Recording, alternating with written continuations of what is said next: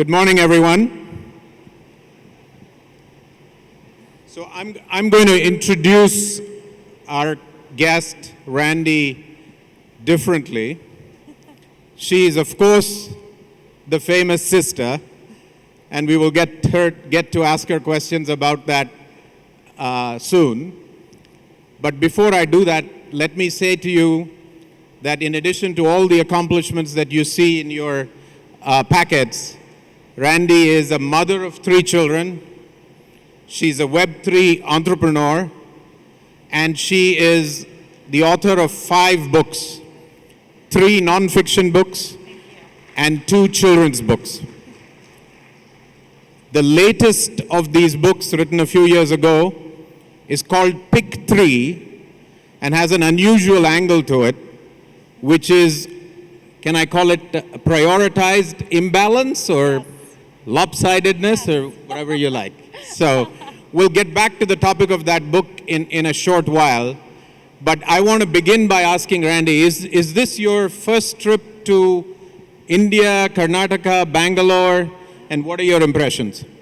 Thank you. Well, first of all, it is such a pleasure to be here, and I hope that you're not feeling too disappointed that you've gotten the other Zuckerberg today. But hopefully by the end of our time together, you'll forget that other guy even exists at all. But I've actually traveled extensively around India, but this is my first time in this region. So I'm delighted to be here after so many years of having remote work with the Facebook office here, with so many investments and global partners. It's really a delight to actually be here in person. I was supposed to travel here a few years ago, but of course with the global lockdowns, this is my first time back in the country. So what a delight. Thank you. Thank you. I'd love to tell you that Karnataka, beyond the Bangalore that you know from your Facebook days, Karnataka offers, wildlife, the topic of the conversation that just went by. Karnataka offers architectural wonders, food from, a variety that's just amazing.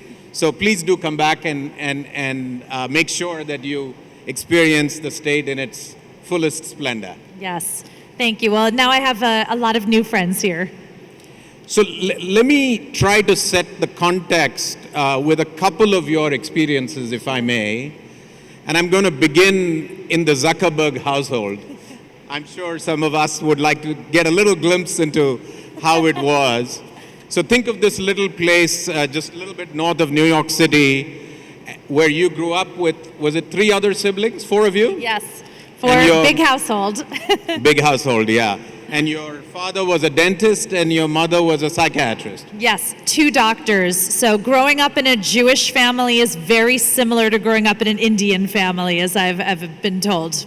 So tell me more about how that is so, and what lessons of entrepreneurship were evident, maybe post facto, but evident after the fact in your household in New York State. Yes, well, so to set the scene for everyone, my father's dental office was the ground floor of our home, and then we lived right above it. So I got very used to the sounds of a dental office, but if I ever had friends over to visit, they would jump out of bed in fear at the sound of a dental drill going off at 8 o'clock in the morning. And I'd be like, don't worry, that's just the dentist's office. But I guess that maybe that's not a normal childhood to have those sounds. But growing up with 2 parents who were both doctors who loved science and medicine, we discussed innovation all the time in our household. We were always discussing new research breakthroughs. My parents were always experimenting with new technology and reading really interesting developments in their field. So we were all very lucky to grow up in a household that valued science and valued innovation and research from a young age. And I would go and work in my dad's office after school and on the weekends, so I was exposed to all of that from a young age. So there is this report of your brother Mark having built a messaging system for the household. Is this actually true? And did you participate in it? And did you send it? He was always building crazy things, and my dad was always trying out the latest devices alongside of him. I remember I came home one day from school, and my dad had this giant setup of multiple computers, and he was like, Randy, you sit here, Mark, you sit here, and then I'm going to switch your smiles. Now today you can do that with an Instagram filter and a Snapchat filter. It took a giant computer setup to do that back in the 80s, but that was the kind of household that we grew up in. So you can see how a lot of the things that my brother went on to build, that I've gone on to build, started at that early age.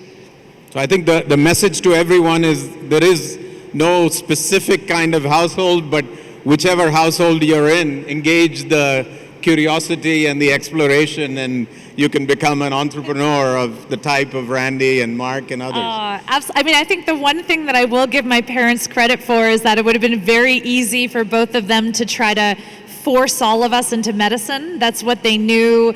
But I think they realized very early that the careers that we would have didn't even exist yet. And so they really had a value in our household, like you said, of being open-minded and curious and being open to new careers that would come about. And I really, now that I'm a mom myself, I really appreciate that. Terrific. So fast forward a few years, you got this call to go from the East Coast to the West Coast to the United States. You expected it to be a very short duration thing. Yes. You ended up staying for, was it 10 years or so at Facebook? Yeah, so just to give a little background, I graduated from Harvard University, which I know is an obnoxious thing to say, but that other Zuckerberg didn't graduate from there, so I feel like I have to brag a little. I actually really loved music. That has been my passion my whole life, but again, Jewish parents, so I decided to focus on business instead. And I wound up at an ad agency after college where they were starting this tiny startup inside the ad agency called digital marketing. I didn't know what that was. No one knew. And I suddenly found myself in the heart of the growing internet business in the early 2000s. And so when I got a call from my brother saying, hey, Randy, I have this little company I'm building out in Silicon Valley. I could really use someone who knows digital marketing. I decided to help him out. And I thought I would be out in Silicon Valley, as you mentioned, for a few days, giving him some advice. And I was so excited by the entrepreneurial culture that I found out there that I ended up staying for more than 10 years. And tell us about Facebook Live, how you came upon the idea, and I take it you're sort of the author of Facebook Live, so tell us a little bit about Facebook Live and how that happened. Sure. And perhaps it has some implications for all of us who hope that one day we will become entrepreneurs like you did. So. Absolutely. Well, for any of you who have picked up a phone and live streamed, I'll tell you how it got started. When I joined Facebook, there were about 12 people. We were a tiny little company, and we had a lot of the same issues that startups around the world have, where it's hard to find resources, to hire people. Innovation is tough when you have only 12 people and you're already stretched very thin. So we would do these hackathons where everyone in the company, and then we would invite people around Silicon Valley to come and just work on dream projects and pitch them. And so at one of these hackathons, this was back in 2010, the iPhone had recently come out. I know you're very familiar with Apple. And I started to dream about a world where every single one of us is a movie studio and every one of us is a production company. So at one of these hackathons, I decided I wanted to try to live stream, only you couldn't do that from your phone in 2010. I had to have 4 guys wearing giant backpacks of technology, and I was able to stream live, interviewing people at the hackathon, and I thought, this is going to be so amazing. And then only my mom and dad watched. That's it, 2 people. And I got so bummed out, I left the hackathon early. I didn't even stay to present the idea. And I thought, Facebook Live is dead. But a few weeks later, I got a call from a top talent agency in LA, and they said, we saw that Facebook is launching a television show. We want some of our celebrities and our pop stars to go on it. And that started a whole I realized that day that there were so many celebrities, personalities, business organizations that really wanted to connect with their fans and their audience on a deeper level. So we did the first ever Facebook Live broadcast in 2011 from Facebook's headquarters. And about 6 years later, the technology finally caught up, and a live streaming button launched to 2 billion people around the world. So it was an exciting journey, but it also is a reminder that anything that looks like an overnight success probably took many years of hard work in order to get there. Terrific, yeah. So now I'm going to forward a little bit further. Perfect. and ask you the question about what some of the entrepreneurs in the room, particularly those who are exposed to venture capitalists from Bangalore, will know, and it's called the pivot. Yes. So tell us about your pivot. You got a call from someone that changed your life completely again. Yes. Well, I mentioned a few minutes ago that my dream was to study music. And I kind of gave up on that dream early in life, even though it was my passion.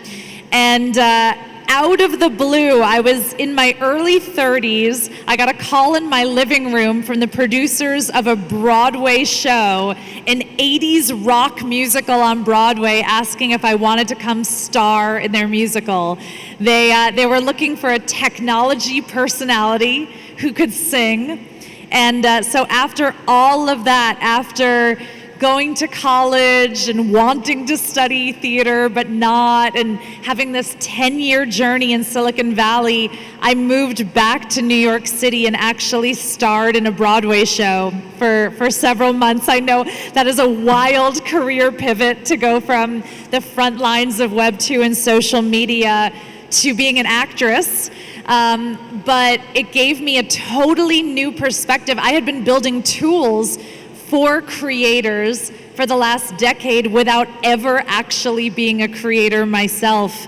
And once you walk in the footsteps of an actual creator, it opens your eyes and your mind up a lot to the opportunity there. So it really fed. I like to say that I have an entrepreneur brain and an artist heart.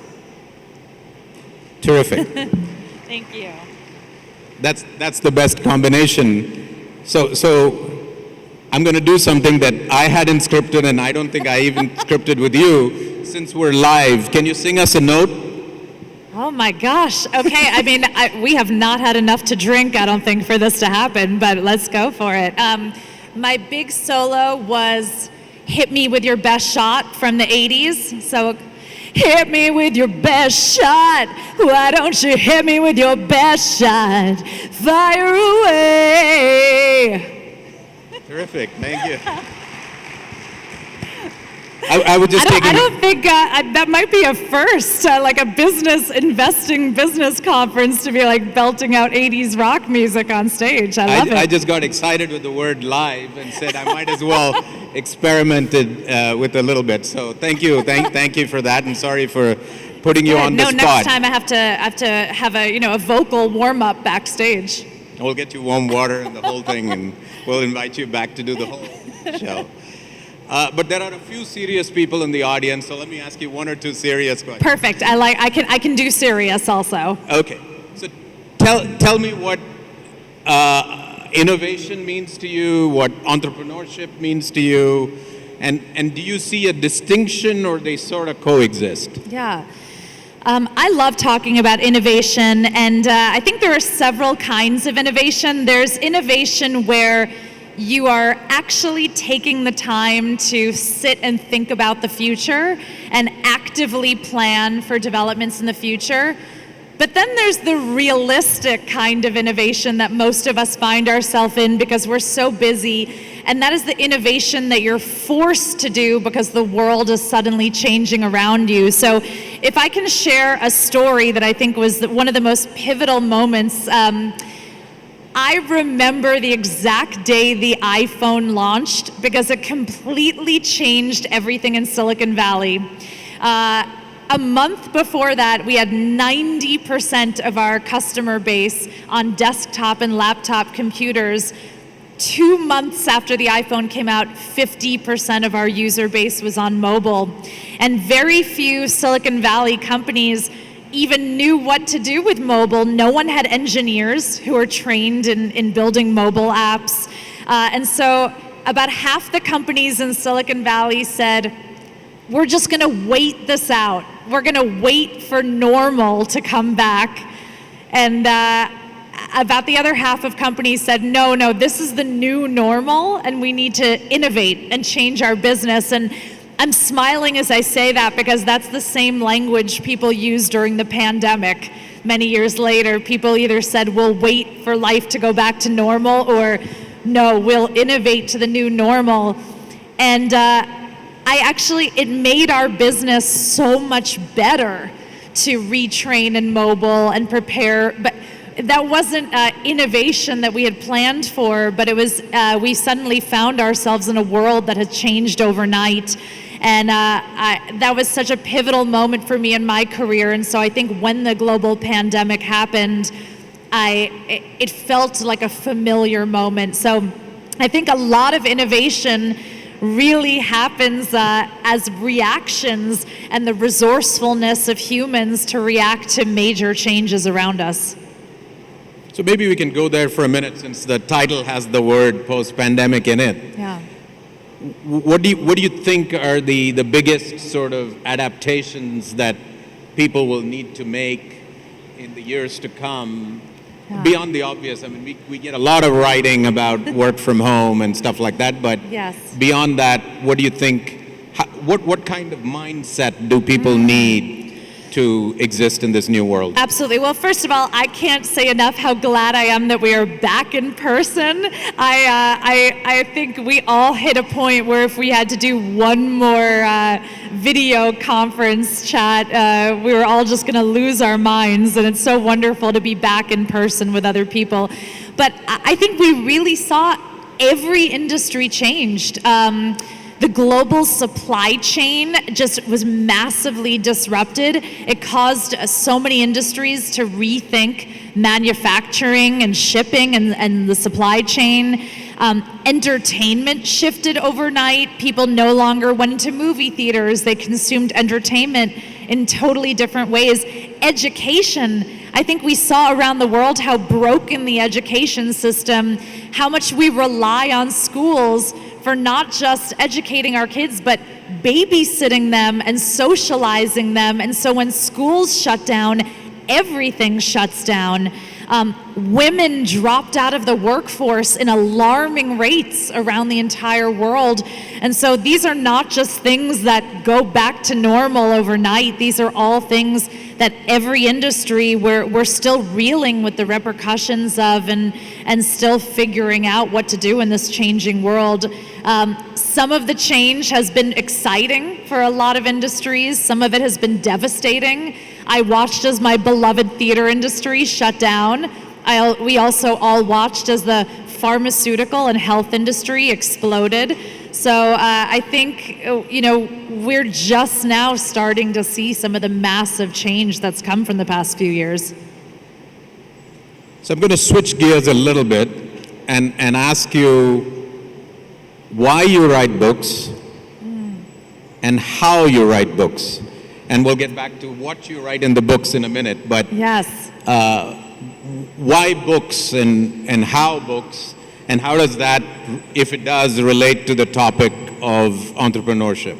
Yes, and I know it feels so anti-tech to have a physical written book, but I think, there's something so beautiful about being able to work on something and pour your heart into it and then actually be able to hold it in a tangible way. A few of the reasons why I really wanted to write, to connect with people, I love being on the front lines of new technology, but I also appreciate that there's a lot of challenges with any new industry. There's a lot of complications. For example, I spent a decade in Silicon Valley being pretty much the only woman in every room that I was in. And I don't know if we're having some trouble with the audio sound here, but for me, that was something that I dealt with that was so complicated that I really wanted to dedicate a big chapter of my career to making sure that anything that I wrote or said was very accessible, especially to women and to girls. That's actually how I got into writing children's books. I never set out to be a children's book author. In fact, I didn't even have children of my own yet when I wrote my first children's book. But I started to do a lot of research about why there are no women in the room in technology, and my research found that we lose girls at 9 years old. That's when they start to turn away from STEM fields, and so I thought, okay, I guess I have to write children's books, and I have to focus on 9-year-old girls just as much as I'm focusing on women. So that's how I started writing, and I found it to be it's a beautiful thing when you can connect with someone who's read something that you've written and that you've poured your heart into that way. So in India, we talk a lot about balance. And if I were to paraphrase the summary of your book called Pick 3, I don't know exactly what phrase to use. Prioritized balance or prioritized imbalance?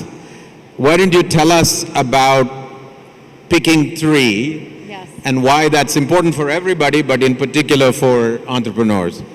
Sure, and I really struggled when I became a parent myself because I was struggling with having a very, very busy and meaningful career at Facebook and in technology, and then also wanting to be a great mother. And so I started talking to other people, and I realized that everyone struggles with it, not just women, not just entrepreneurs. And so my book basically is sadly about the fact that work-life balance doesn't exist for anyone.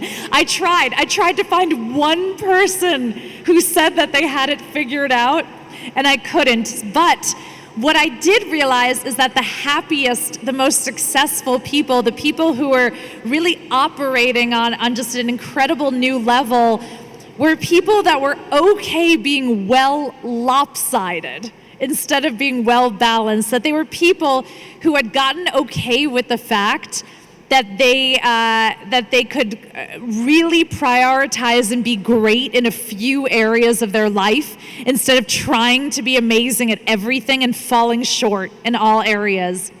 So I started to dig into this philosophy of being well lopsided and, what does that mean? And after interviewing almost 100 people for my book, I came up with a mantra that goes like this: work, sleep, family, friends, fitness, pick 3. You don't get to pick all 5 of those things. You can switch. You can constantly be switching which 3 things you're prioritizing. But in any given moment of your life, you can really only do a few things excellently. And all of the people, I guarantee that every single one of us, when we think about the things we've done that we're proudest of in our lives, the memories that we will tell our grandchildren and great-grandchildren, they're all times when you've allowed yourself to really go all in on one or a few areas of your life. So that really changed my philosophy of work-life balance, and it's something that I strive to do now, is to be able to really prioritize that way. I recommend to you Randi's book called Pick 3, so please take a look. It's somewhat of an unusual take on the whole idea of work-life balance, it's very different from what you hear from everyone, that so long as you focus on it, you can have it all. But here's a different take, so please take a look if you're interested. I'm going to switch to a topic that's dear to your heart, and you mentioned it very briefly, which is the role of women in entrepreneurship, and in particular in our state here, in India at large, women are just joining the workforce in meaningful numbers, and I think they're all looking for the catalyst that will get them there. Yes. So tell us what it takes beyond the village, the famous village, for women to be encouraged into working, but more importantly, into entrepreneurship. Yes. Well, first of all, I'm very encouraged to see so many incredible women in business here. And one of the things that I like to think about is not only how women can catch up in existing fields, but also how we get more women on the front lines of emerging fields. Because if women miss out getting in at the very early stages of emerging fields, we're just going to be having the same conversation 10 years from now in how do women catch up in AI, in blockchain, in some of these new emerging industries. So I think we really have to approach this in two ways. We have to make sure that in existing organizations, we're making the workforce friendly for women to catch up and enter. But we also have to make sure that women aren't left behind. And recently, I've grown very excited about Web3, which is the intersection of cryptocurrency, blockchain, and the metaverse. And one thing I noticed, again, I found myself in yet another iteration of the internet where there were no women in the room. I started that way in the early days of Web 2 and social media, and we made great progress over 20 years with amazing female founders and women entering social media and Web 2. And now here I found myself in Web 3, it felt like going back in time. And so I've been also trying to work to get a lot of women to be on the front lines of these exciting emerging fields so that we are not playing catch up again in the future. I think I'm proud to tell you, I don't know whether this is an actual fact, but I believe it might be, that our state, Karnataka, probably has among the largest number of female engineers of any state in India. So I hope. Wow, that's amazing. Really something to be proud of. I think also, I know there's a lot of investors in the audience today, and we talk a lot about venture capital and investing. I don't know the numbers in India offhand, but I know in the United States they are very bleak for investing in women. Less than 2% of investing capital in the United States goes to female founders, and that number even went down during the pandemic. Also, when I say that number, that's mostly white women who look like me. That's not women of color and diverse women. So it's pretty bleak state of funding for women. And I think that's certainly something that needs to change, and a mindset that needs to change. If we're going to have more women have a seat at the table, we need to invest in women earlier in the process. So before I get to the topics of future, since you mentioned venture capital, what do you see in the venture capital industry, given that you're now a Web 3.0 entrepreneur? Do you see that capital is available and waiting, or do you see that capital is scared, or that capital is just gone? It's an interesting question, and I have a little bit of deja vu from the early days of social media, because it took a long time for Web 2 to catch on as well. I would say that it took almost 5 to 10 years for social media and Web 2 to go mainstream, from the very first social networks and the things that were launched until it became a part of everyone's lives around the world. And so I think we're at a similar moment with Web 3, where we're so early that the kind of capital that's coming in, you really have to be thinking 5, 10, or more years in the future, because the adoption just isn't there right now. But so it's almost like when you're touring a house and you have to imagine what that home will look like when it's fully furnished and when your family lives there. It's hard. Not everyone has that vision, that's a lot of what's going on in Web3 right now. So you do have some very passionate investors who feel like they could envision what the house will look like in 5 years. You also have a lot of people who are scared, who want to wait and see, who aren't sure what the future of the internet looks like that way. So I think all of those approaches are valid. There's certainly been a lot of ups and downs with cryptocurrency and NFTs. There have been some really exciting things. There have also been a lot of bad players in the space that have ruined the reputation of the space for a lot of the good innovation that's happening, and it will need some time to shake out. So the capital is there if you're willing to look hard enough and you're willing to find people that share a long-term vision. But it will take, it's not going to be immediate gratification. These things don't get built tomorrow. Again, in Bangalore, there are a lot of, TikTok type of firms, some of whom I presume are represented here, who are sort of the kings of the Web 2.0, yes, potentially making this transition to Web 3.0. And I think you met some yesterday, but we also have all the venture capitalists in India, or many of the venture capitalists in India are here. Some of the growth capital guys are distributed in Bombay as well, but the venture capital industry is substantially present in this city. So in that sense, it's very much a mixture of Palo Alto and Sand Hill all in one city, so for us. Yes, it's very exciting, and I think even very lucky in a way, because in the US, the tech industry is really spread out over several cities. You have Austin, Texas, Silicon Valley, New York, Miami are all hubs.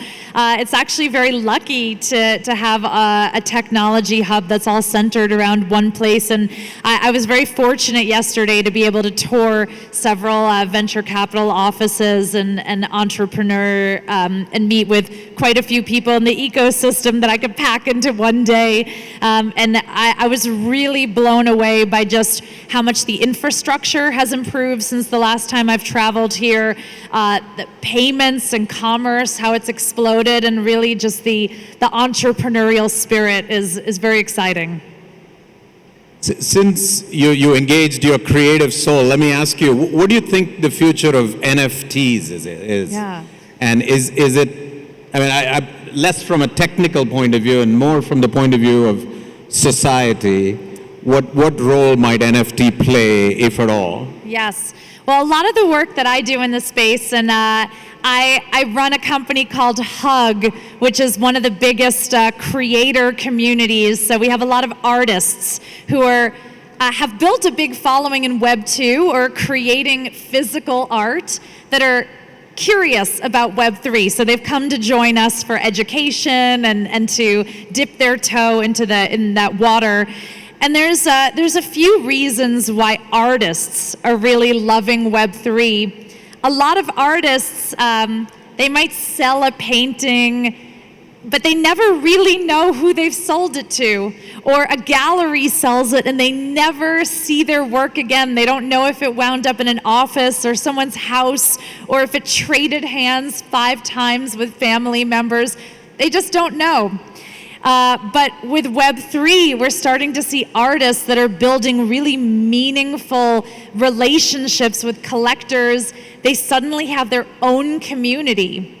And on the collector side, we all have an expertise in something. Maybe you're the kind of person who recommends restaurants. Maybe you have great taste in music, and all of your friends come to you for that. You could give them advice, and you look cool. People think it's awesome. You give great advice, but there's no upside for you in that advice. Whereas with Web3, if you discover an artist or a musician or a business early, you actually participate in the upside as that business or that artist gains in popularity. So we're starting to see, with Web 2, it's very one-sided. Creators broadcast out to fans, and the fans just passively consume it.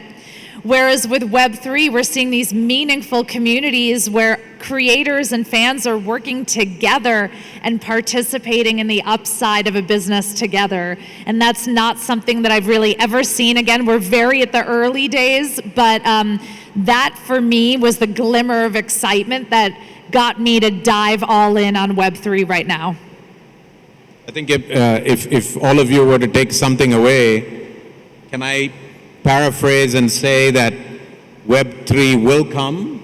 Yes. We're still in the very early stages, but it will have implications that sort of boggle the mind today. Absolutely. I mean, just look at how the creator economy has exploded over the past few years. We now have hundreds of millions of people around the globe who participate making content. If you talk to young kids today, they'll tell you they want to be a YouTuber or they want to go into esports and gaming. And so that train has left the station. This young generation, they are thinking of themselves growing up as content creators, and they will want to monetize that, and they will want to own their audiences. And so it's just a matter of time before the creator economy takes on this new level.